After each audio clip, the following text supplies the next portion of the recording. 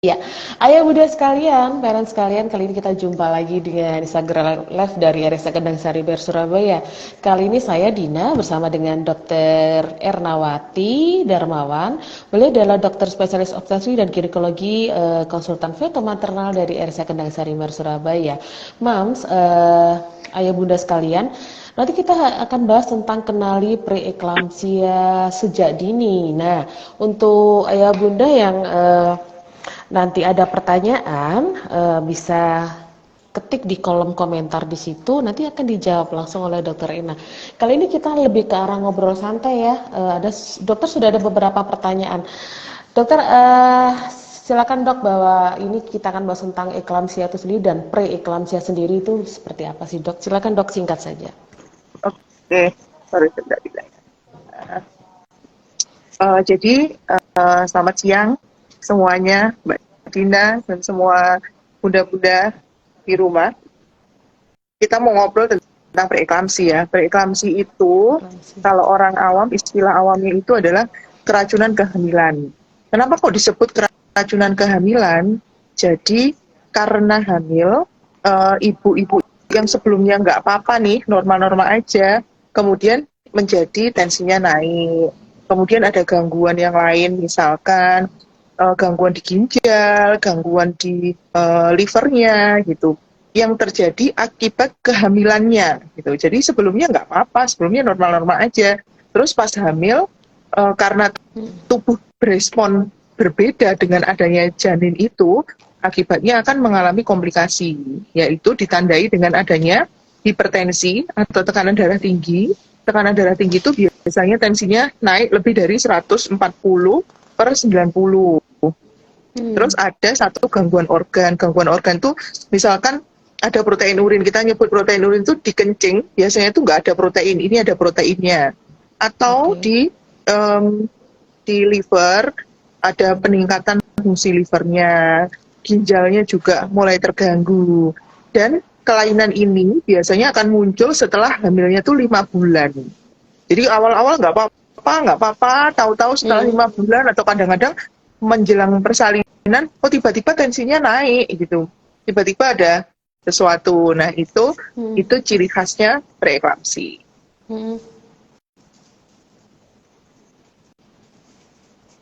Gitu. Iya dokter, ya. Iya dokter, bisa dilanjutkan? Nah, itu tanda-tanda preeklamsi. Nah, Ciri khasnya.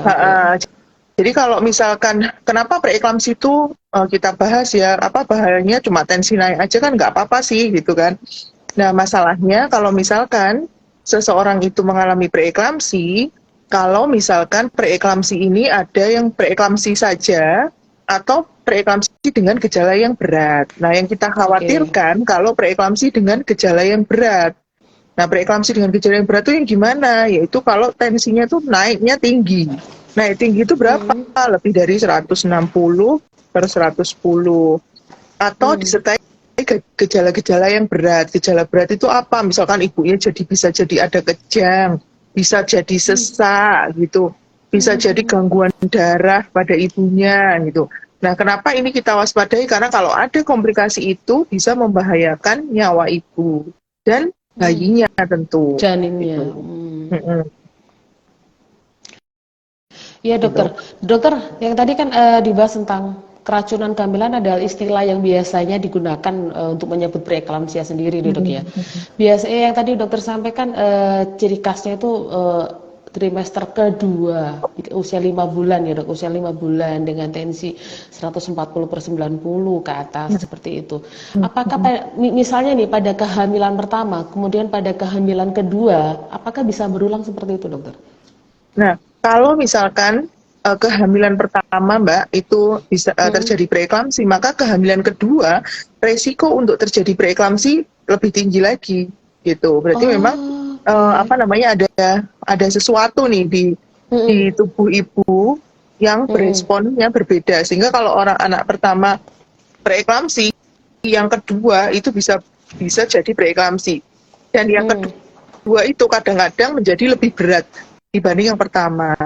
Nah, jadi karena itu kalau misalkan ibu-ibu ada riwayat preeklamsi, nanti kalau ke dokter nanti akan dikasih obat untuk mencegah supaya nggak muncul gitu. Nah, jadi kita itu mengenal, istilahnya kita mengenali faktor resiko, Mbak Dina, faktor resiko Oke, faktor preeklamsi. Jadi resikonya. Iya. siapa orang yang bisa menderita Mm-mm. preeklamsi ini? Mm-mm. Apakah semua ibu hamil nih bisa jadi Mm-mm. preeklamsi?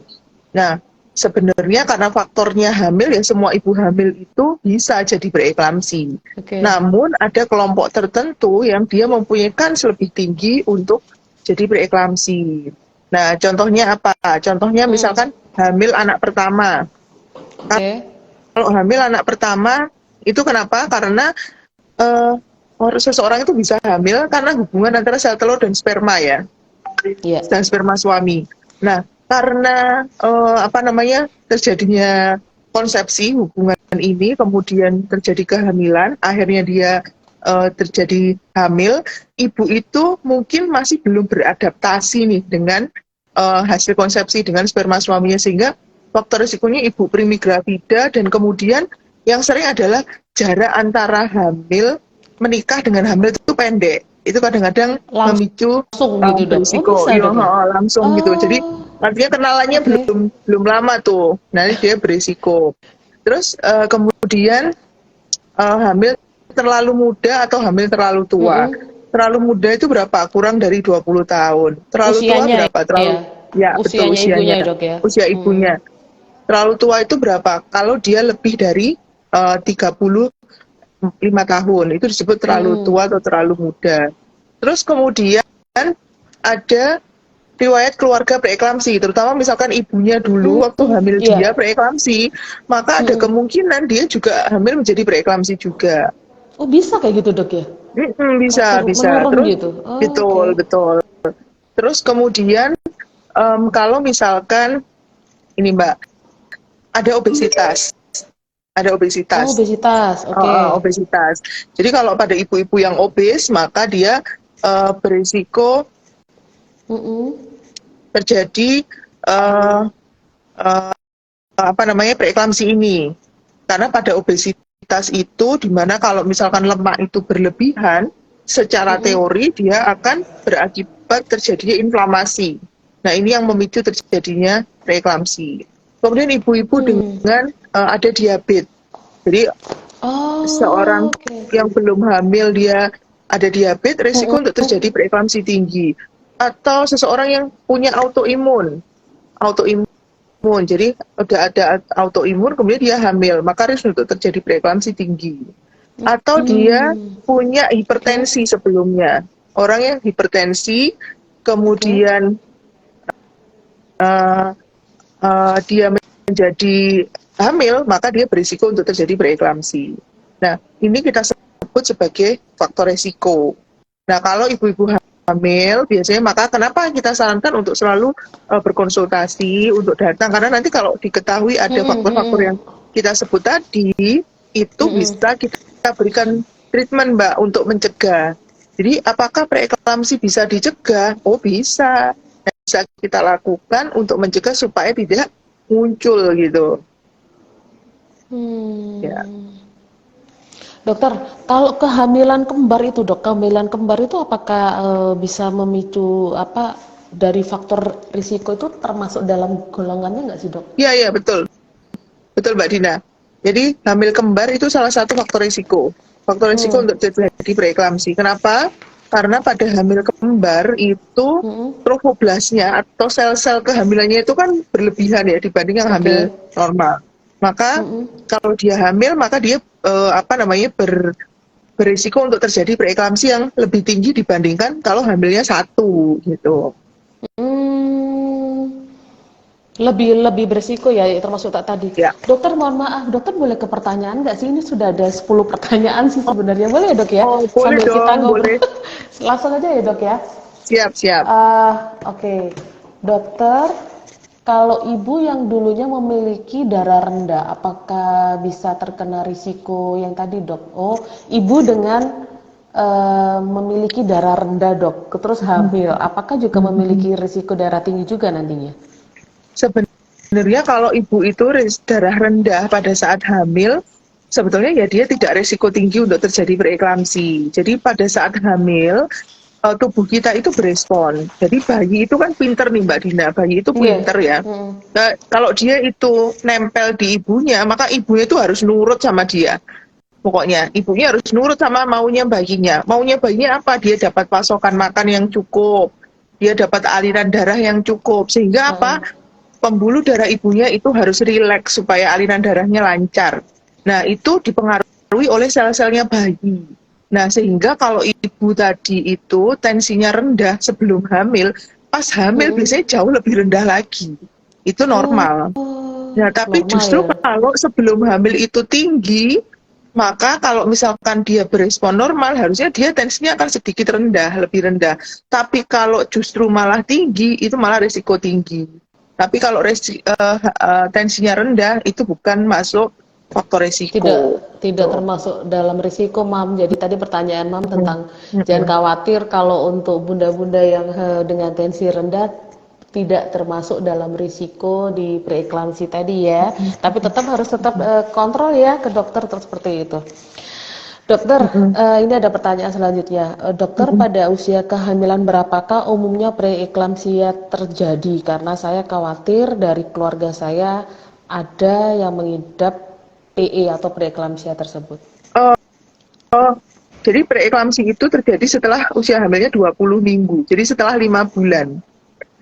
Setelah 5 bulan. Rata-rata preeklamsi yang terjadi di kita di Indonesia itu dia biasanya terjadi setelah 34 minggu. Jadi kita menyebutkan kita menyebutnya ada preeklamsi onset awitan dini dan preeklamsi awitan lambat. Jadi kalau dia muncul sebelum 8 bulan itu disebut dini, dan yang kalau setelah 8 bulan disebut lambat, dan rata-rata di kita itu biasanya lambat. Jadi kadang-kadang muncul 8 bulan gitu, 7 bulan gitu bisa gitu. Oh, bisa deh, malah trimester ketiga malah lebih ini juga ya, berisiko juga ke janin juga ya, Dok ya, kalau udah trimester ketiga. Kalau munculnya lebih awal, artinya munculnya itu di trimester 2 kurang dari 8 bulan, itu resikonya jauh lebih tinggi daripada preeklamsi yang muncul akhir-akhir, gitu. Mbak. Jadi kalau misalkan, kenapa kalau dia itu muncul lebih dini, maka resiko kerusakan organ pada ibunya juga akan lebih banyak gitu. Nah, kalau dia muncul lambat kan, tentu sebentar lagi habis itu lahiran gitu, mungkin nggak terlalu berat gitu. Ya, Dok, kalau pemeriksaan laboratnya tadi kan ada protein urinnya ya, Dok ya. Pemeriksaan di labnya itu yang dianjurkan pada kehamilan keberapa, Dok? Usia kandungan berapa sih disarankan? Jadi kalau pada pasien dengan faktor risiko tadi, Mbak Dina, biasanya kita akan mendeteksi itu dari apa pemeriksaan tekanan darah. Tekanan darah setiap kali kontrol. Jadi ibu-ibu hamil kenapa harus kontrol? Karena akan dicek tekanan darah.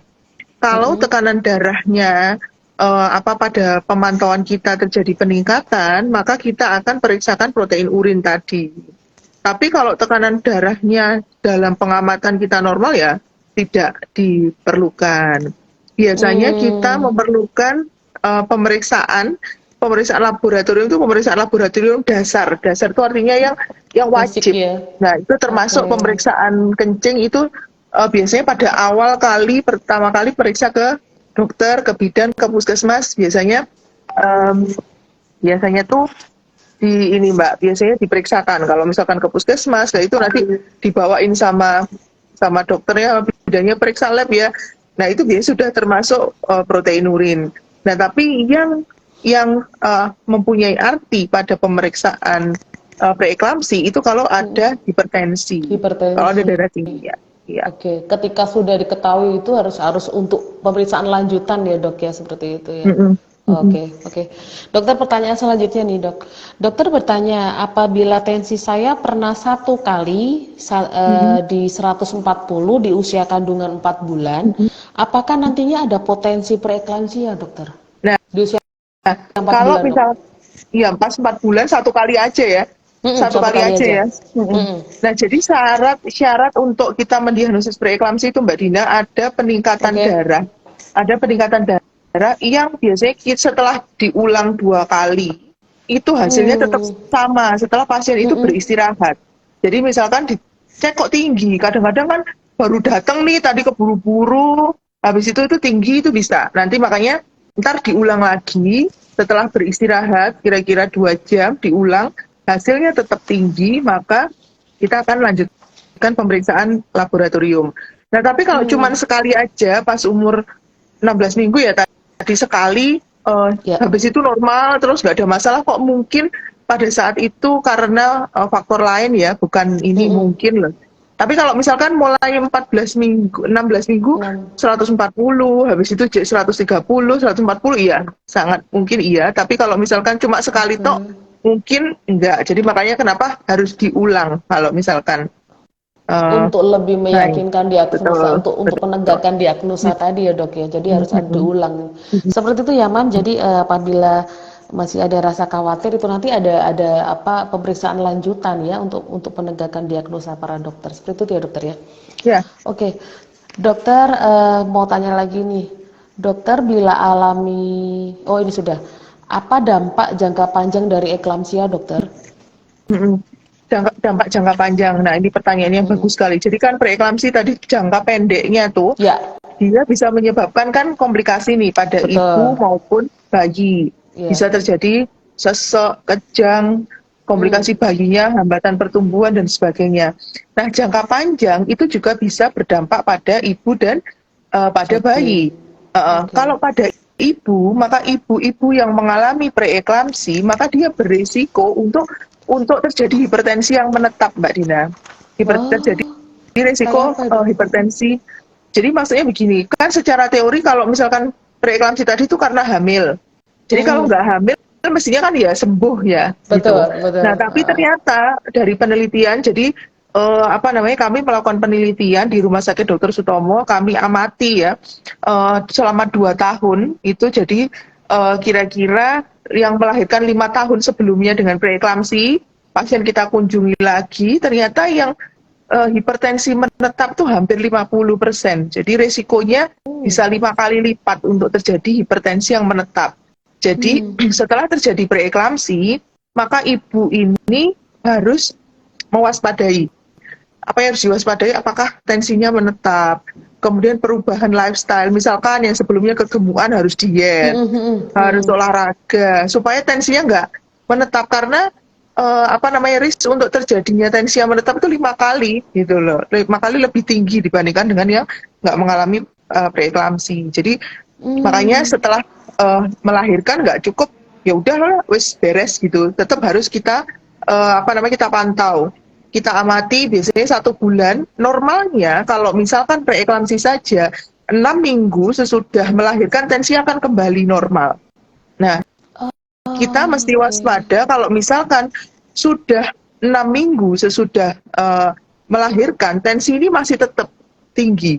Kita mesti follow up, kita periksa ginjalnya bagaimana, jangan-jangan memang jadi hipertensi yang menetap gitu. Karena normalnya kalau preeklamsi 6 minggu sesudah melahirkan ya tensi akan kembali normal gitu. Nah, itu jangka panjangnya ya pada ibu. Bisa terjadi tadi hipertensi, kemudian resiko terjadi penyakit gangguan jantung, bisa jantung koroner dan sebagainya nanti di kehidupan berikutnya. Maksudnya kan kalau perempuan nih kan, perempuan itu terlindung dari jantung koroner ya, karena kita itu punya estrogen. Jadi kan jarang wanita itu kena jantung koroner di usia reproduksi. Belum menopause tuh jarang karena kita punya estrogen. Tapi nanti sesudah orang itu menopause, maka risk untuk terjadinya sama dengan laki-laki. Makanya kalau misalkan jantung koroner itu kebanyakan laki-laki. Perempuan akan berisiko jantung koroner setelah menopause. Nah, pada orang-orang preeklamsi, risk untuk terjadi penyakit jantung koroner itu 2 kali lipat lebih tinggi dibandingkan yang tidak. Nah, sehingga penting tadi lifestyle tadi harus dirubah gaya hidupnya. Kalau ada tensinya tinggi harus dikasih obat kayak gitu. Jadi harus tetap dipantau tuh. Nah, kalau pada bayinya, tadi kan pada ibunya ya resiko terjadi diabetes, hipertensi itu tinggi. Nah, pada bayi yang apa namanya dia pada ibu yang preeklamsi, dia juga mempunyai risiko yang sama. Artinya apa? Bayi itu apa namanya berisiko nantinya dia juga mempunyai berisiko. Kalau perempuan dia bisa jadi preeklamsi pada kehamilan berikutnya, pada kalau dia nanti hamil. Terus kemudian risiko untuk terjadi hipertensi, risiko terjadi gangguan kardiovaskuler, diabetes itu lebih tinggi dibandingkan bayi-bayi yang dilahirkan oleh ibu-ibu yang nggak preeklamsi. Nah, jadi apa namanya kita mengenal namanya teorinya FOAD, Fetal Origin of Adult Disease. Jadi kehamilan itu investasi. Kenapa investasi? Karena pada saat hamil ini menentukan masa depan anak selamanya gitu. Karena kalau misalkan pas hamil ibunya tensinya tinggi, gula darahnya tinggi, bayi ini karena hidup di lingkungan yang kita menyebutnya kurang optimal, jadi pas nanti dia itu setelah dia itu lahir, nanti dia berisiko untuk berpotensi mengalami gangguan tadi. Nah, jadi kalau misalkan bayinya itu ibunya preeklamsi, bayinya itu harus diprogram, Mbak. Oh, kamu nanti jangan kegemukan, maamnya diajari. So, bayi-bayi ini kita program gitu. Karena pada saat hamil itu merupakan sebetulnya sekolahnya itu mulai dari dalam kandungan. Jadi kenapa ibu-ibu harus memperhatikan betul kehamilannya? Ya karena itu akan investasi buat anaknya gitu. Menakutkan sekali ya dok ya. Karena nanti kan bisa diabetes pada anak juga ya dok ya. Diabetes pada anak itu lebih bahaya lagi kan. Itu juga maintenance-nya juga lebih berat lagi untuk anak-anak seperti itu. Gitu tadi. Dok, dapat salam nih dari dokter, sehat-sehat dok, dokter kesayangan Harun dan Hanum. Pasalnya dokter nih. Bunda Widya, Bunda Widya. Salam kembali. Salam kembali Bunda Widya. Ya, dokter pertanyaan lagi nih, sebentar dibacakan. Halo Dokter Erna, assalamualaikum. Waalaikumsalam, Mam. Waalaikumsalam. Ya, terus Bunda pertanyaan lagi ya dok. Dokter apa sih yang harus dihindari agar tidak preeklamsi dok? Lalu apakah olahraga itu juga dapat berpengaruh dok? Maksudnya berpengaruh apa nih Mam? Berpengaruh memicu PE atau bisa menghilangkan PE? Moga dok silakan. Ya. Jadi supaya tidak timbul preeklamsi, maka kita harus menghilangkan faktor resiko tadi, Mbak Dina. Jadi kita menyebutnya itu kalau di bidang kedokteran itu bilangnya ada pencegahan primer, pencegahan sekunder, pencegahan tersier. Pencegahan primer, kalau preeklamsi itu nggak bisa. Kenapa nggak bisa? Apa penyebab preeklamsi? Hamil. Kalau nggak hamil ya nggak preeklamsi gitu loh. Nah pencegahan primernya apa? Nggak hamil gitu kan nggak mungkin orang sih nggak hamil gitu kan nggak mungkin pasti semua orang menikah tujuannya bereproduksi, pengen punya anak, pengen hamil kan nggak mungkin. Jadi kan kalau misalkan pencegahan primer nggak mungkin dilarang hamil kan, pasti pengennya hamil. Nah berarti pencegahan yang kedua. Jadi supaya tidak muncul pada saat hamil nanti maka dikondisikan. Misalkan, kalau misalkan ya bereproduksi pada usia reproduksi, maksudnya jangan menikah terlalu dini, atau misalkan jangan menunda-nunda terlalu jauh, misalnya yang kebetulan misalkan memang dapat rezekinya sesudah umurnya di atas 35, harus betul-betul dipantau gitu. Kemudian berat badan itu dijaga jangan sampai berlebihan, jangan obes gitu. Karena kalau obes risknya akan meningkat. Nah kalau misalkan tidak obes maka risk hipertensi biasanya rendah, diabetes biasanya rendah, maka itu yang bisa kita kendalikan itu Mbak. Terus lagi ternyata dari penelitian bahwa supaya tidak muncul preeklamsi itu adalah kita monitor selama hamil. Monitornya apa? Kenaikan berat badan tidak boleh berlebihan. Gitu. Kalau dulu mas gak apa-apa iya, kalau misalkan hamil, makan aja kan buat 2 orang gitu, makan yang banyak. Kalau berat badan saya kok nggak naik gitu. Nah, justru itu nggak boleh. Jadi diduga bahwa penyebab preeklamsi pada tipe lambat itu salah satunya adalah kenaikan berat badan yang berlebihan. Nah, jadi kenaikan berat badan itu ada panduannya kan, ibu-ibu yang hamil punya buku merah tuh, buku merah KIA itu. Nah, buku itu pink. Di situ tuh buku pink ya, bukan merah ya, pink. Ya di buku pink itu ada grafik tuh, grafik. Nah grafik itu di situ dilihat kenaikan berat badannya berapa, dicocokkan dengan BMI Oke. sebelum hamil, Mbak. Jadi Eh, ibu-ibu bisa menghitung sendiri tinggi badan dalam meter dibagi berat badan dalam kilo, itu ya tinggi badan kuadrat dibagi berat badan. Kalau dapatnya lebih dari 30, itu artinya obes gitu. Nah, jadi di buku itu sudah ada tulisannya sih sebenarnya. Jadi berapa berat badan awalnya. Kalau misalkan berat badan awalnya itu udah banyak, udah obes, maka naiknya nggak boleh banyak-banyak. Selama hamil, jadi 9 bulan hamil, dia cuma boleh naik sekitar 7 sampai 8 kilo aja, gitu. hmm, Kalau dia masuk kategori overweight, dia boleh naik sekitar 8 sampai 9 kilo misalkan. Kalau dia normal, dia boleh naik sekitar 12 sampai 16 kilo kalau hamilnya berat badannya normal oke. nih BMI-nya. Tapi kalau Oh, dia BMI-nya kurang bisa 16 sampai 18 kilo. Jadi nggak boleh digradak, oh naik 18 kilo nggak apa-apa, orang artis-artis loh kalau hamil tuh naik 20 kilo juga oke aja, nggak boleh. Jadi kita mesti mesti lihat berapa modal dasar kita gitu loh, modal dasarnya berapa. Kalau modal dasarnya kayak saya nggak boleh naik banyak-banyak Mbak Dina, jadi saya harus tahu diri itu. ada rencana Harus mau hamil lagi, Dok? jadi itu ibu-ibu harus Oke, harus oke. ini sebelum hamil timbang dulu berat badannya berapa, jadi bisa ini mengatur pola makan saat hamil. Jadi misalkan nih jatahnya karena kita udah ini apa namanya kita kulaannya udah berlebihan nih, jadi BMI kita misalnya lebih dari 30 Pula. nih, maka selama hamil itu kan Oke. bolehnya naik cuma 7-8 kilo Mbak. 7-8 kilo dibagi 9 bulan. Nah, maka biasanya trimester 1, Bu, nggak usah naik banyak-banyak, setengah kilo aja sampai misalkan 5 bulan. Kalau 15 kilo, 2,5 kilo, karena biasanya trimester 3, 2-3 di saat bayi itu tuh growth spurt, jadi bayi itu akan di awal-awal tuh bayi itu kan kayak gak tumbuh-tumbuh kok cilik-cilik gitu. Pasien kan biasanya, kok perut saya nggak besar-besar sih dok, kok nggak gede-gede Hmm, bayinya. hmm, Tapi hmm. ntar kalau udah setelah 5 bulan, 6 bulan bayi itu godenya zrut gede gitu ya.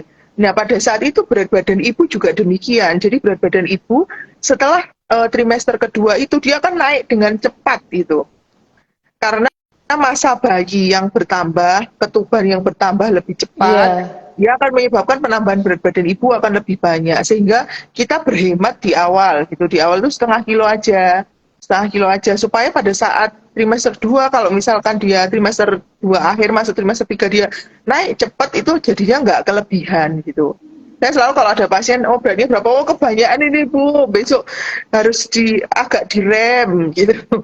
Agak direm, bukan nggak boleh maem ya, tapi Makan. boleh Heeh. maem, tapi mungkin kalorinya. Jadi sesungguhnya kebutuhan kalori pada saat kita itu hamil itu sebetulnya nggak naiknya 2 kali lipat, nggak seperti selama ini kan kita berpikir kalau misalkan pas hamil ya 2 kali lipat kan buat 2 orang gitu. Ternyata bukan begitu. Rata-rata kebutuhan kalori itu cuma naik di sekitar 350 sampai 450 kalori aja. Hmm, Gitu. Jadi nambahnya misalkan sehari-harinya nih kita berat badan kita normal, kita rata-rata 1.500 sampai 2.000 kalori, sehingga pada saat hamil itu cuma boleh sekitar 2.400 maksimal 2.500 kalori. Jadi nambahnya tuh secara keseluruhan itu sepertiga, kurang nggak sampai sepertiga ya.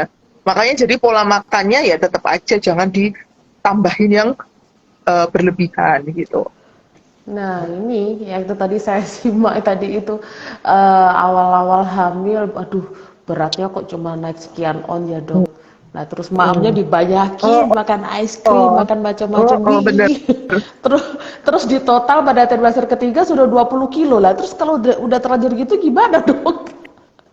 Nah, itu Mbak, PR-nya makanya itu ya, kalau kontrol tuh harus sama bapak-bapak. Biasanya kan bapak-bapak saking sayang nih sama istrinya, Iya, perhatian banget gitu ya. Kalau istrinya naiknya dikit tuh bapak-bapak yang bingung gitu. Oh ini pengen loh dok, makan kok apa? naiknya cuma segini ya. Kok cuma segini, nggak mau makan ini Nah, soalnya. Ini kan kurang gitu loh. Padahal, oh nggak gitu Pak. Jadi bapak juga harus diedukasi. Bapaknya harus dikasih tahu. Nggak apa-apa, saya bilang ini naik segini nggak apa-apa. Memang jatahnya harus segini gitu.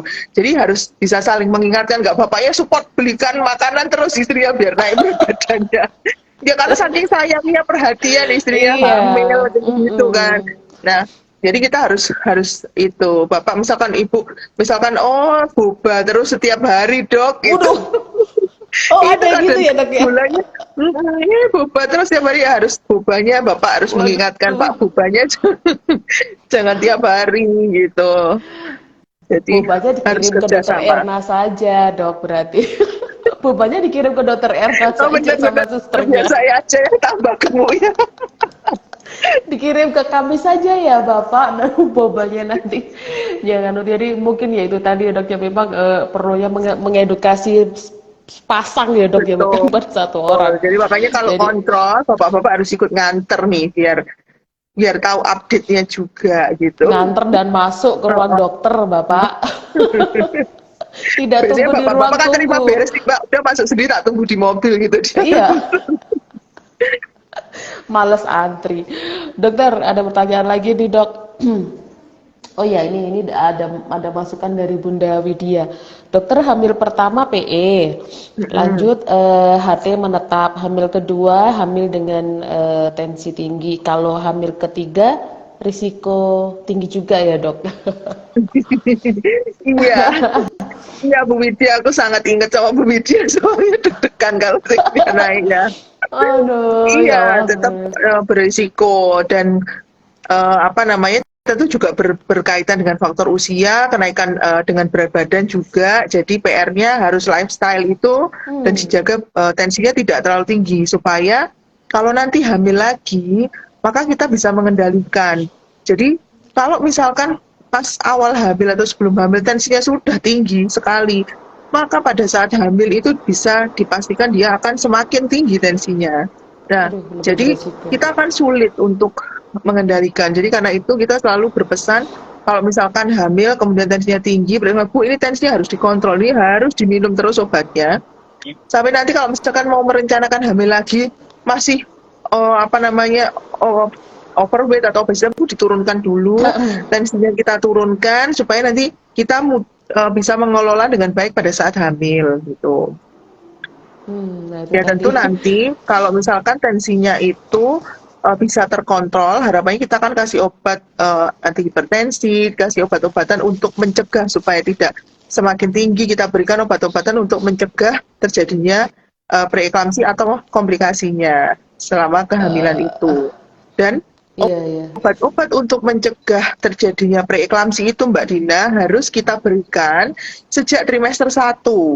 Jadi kalau datangnya telat nih udah Hmm, trimester 3 ya nggak ada gunanya gitu. Namanya juga mencegah kan, tadi pencegahan sekunder kan. Kalau mencegah iya maka betul. biasanya akan kita berikan pada saat hamilnya 3 bulan. Jadi ideal sebelum Oh, 4 bulan itu udah mulai di treatment, udah mulai dikasih obat untuk mencegah supaya tidak muncul. Nah tapi kalau datangnya nih udah 6 iya, bulan heeh. ya udah telat Mbak. Kita nggak bisa lagi mencegah munculnya itu, tapi nanti jadinya kita mengobati gejalanya aja. Misalnya tensinya Oke. naik kita kasih obat kayak gitu. Nah jadi kenapa program dari pemerintah juga bahwa ibu hamil itu meningkatkan kunjungan K1. K1 itu kunjungan pertama kali itu di Mm-mm. trimester 1. Kenapa Mm-mm. trimester 1? Karena dengan kita kunjungan di trimester 1, kita akan melihat ada risk faktor apa, kemudian ada faktor risiko ini bisa nggak kita kendalikan, dikasih obat, dikasih perubahan gaya hidup, tadi cara maemnya bagaimana supaya dia tidak muncul gitu. Karena kalau misalkan datangnya K1-nya udah di trimester 2 udah 5 bulan ke atas ya, mungkin sudah muncul duluan, belum sempat dicegah. Hmm, malah malah lebih bahaya lagi, Dok, ya Betul, kalau datang sudah betul. trimester ketiga. Ini malah dokternya yang bingung nanti harus bagaimana ini.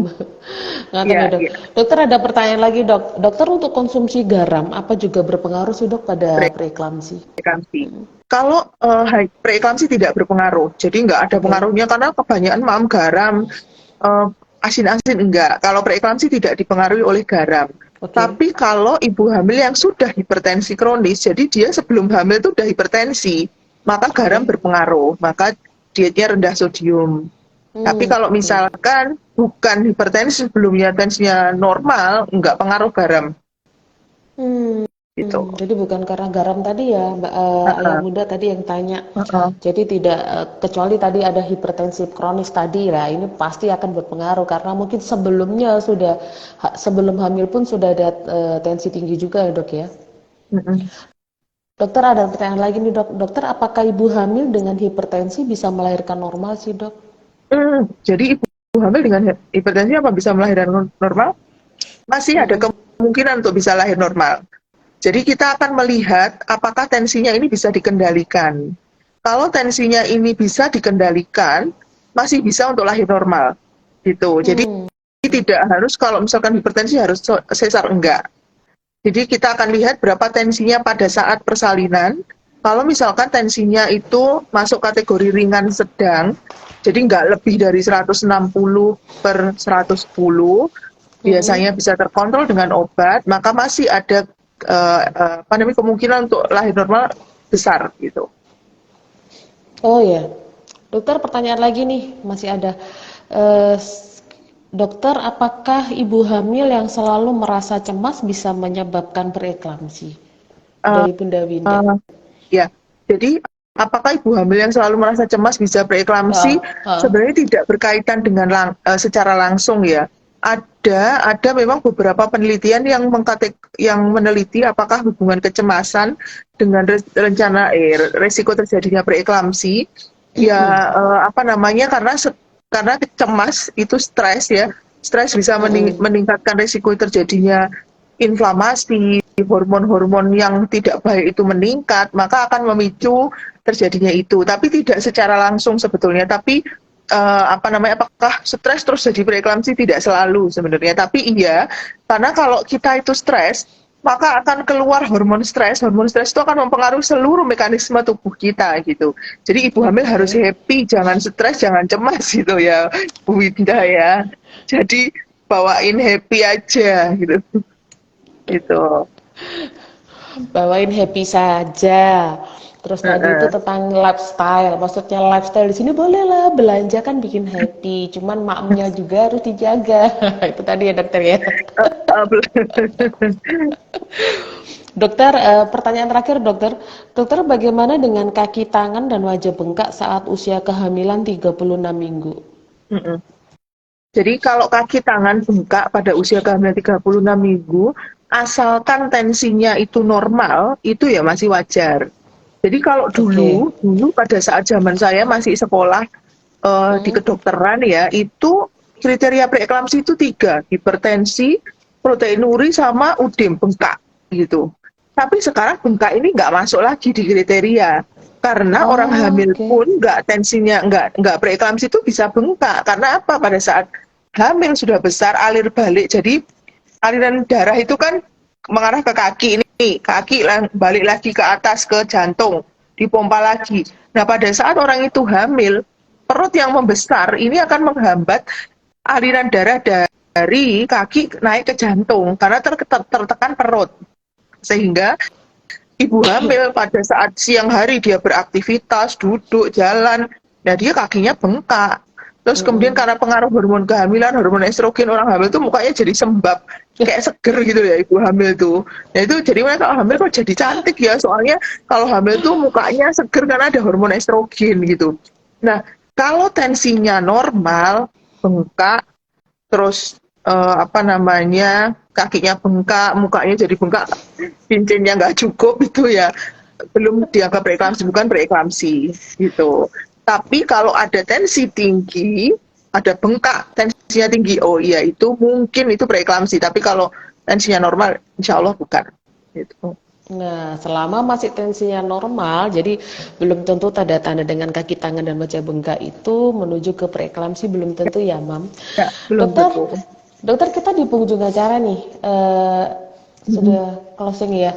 Dokter mungkin ada closing statement atau pesan-pesan untuk ayah bunda tentang preeklamsi atau yang menuju eklamsi tersendiri, dok. Mm-mm. Silakan dokter. Ya, jadi preeklamsi itu angka kejadiannya ya di dunia itu sebetulnya cuma sekitar 6-8%.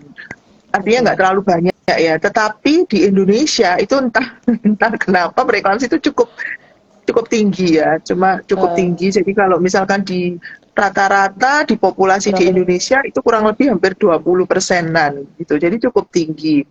Nah, sehingga apa yang harus kita lakukan? Kita harus deteksi dini. Deteksi dini taunya gimana? Penjenengan harus mendeteksi apakah tadi ada faktor risiko, misalkan usianya, kemudian hamil pertama, kemudian ada hipertensi, ada diabetes, obesitas misalkan. Nah, kalau ada itu, maka nanti kita harus bekerja sama selama hamil, maka ibu-ibu kalau sudah terlanjur, kalau yang belum hamil, obesitas diturunkan berat badannya, tensinya minum obatnya teratur gitu. Diabetes ya harus diobati teratur. Tapi kalau misalkan wis terlanjur, ya kita mesti ini naiknya berat badan selama hamil harus diatur, tidak boleh berlebihan kenaikan berat badannya. Kemudian apa namanya kontrol itu untuk mendeteksi faktor risiko tadi. Kemudian nanti akan diberikan obat supaya tidak muncul gitu. Supaya tidak muncul. Jadi kalau misalkan kita melihat pasien-pasien yang diberikan prevention dan diminum, itu dia bisa menurunkan preeklamsi sampai 30%, tidak muncul itu Mbak. Jadi prevensi itu sangat bermanfaat gitu, sehingga ibu-ibu maka kalau misalkan hamil segera memeriksakan diri supaya kita bisa mengenali apakah ada faktor risiko, dan kalau ada faktor risiko kita bisa memberikan pencegahan supaya tidak muncul atau tidak terjadi komplikasi gitu. Preeklamsi bisa dicegah, bukan tidak bisa dicegah. Preeklamsi itu bisa dicegah dengan pengenalan secara dini dan manajemen yang betul gitu. Nah, itu tadi kuncinya cuma satu, segera tahu hamil. Apabila sudah tahu hamil, segera memeriksakan ke dokter, gitu ya dok. Intinya seperti itu ya dokter. Ya. Dokter mau izin untuk menutup IG live kita hari ini, Mams, parents sekalian, eklamsi dapat terjadi bila preeklamsi tidak terdeteksi atau tidak ditangani dengan baik. Kondisi ini merupakan masalah kesehatan serius dan termasuk kasus kegawat daruratan medis pada ibu hamil dan janin. Apabila tidak segera ditangani, preeklamsi sendiri atau eklamsi tersendiri adalah berisiko mengancam keselamatan ibu hamil dan janin. Eklamsi atau preeklamsi dapat terjadi pada kehamilan trimester ketiga selama persalinan atau 40 jam setelah melahirkan. Seperti itu ya dokter ya, mohon koreksinya kalau salah. Dokter, terima kasih banyak. IG live kita hari ini lengkap. Mohon maaf, beberapa pertanyaan mungkin masih ada yang belum kita bacakan. Dokter, sebentar, ada salam dari Bunda Alia. Dokter cantikku, makasih ya. Bunda Alia. Terima kasih Bunda Alia. Udah mau closing, baru gabung nih Bunda Alia. Terima kasih banyak Dokter Erna. Sampai jumpa di IG live kita selanjutnya bersama RC Kendang Sarimer. Salam sehat dari kami. Wassalamualaikum warahmatullahi wabarakatuh. Makasih dokter. Waalaikumsalam. Terima kasih. Terima kasih.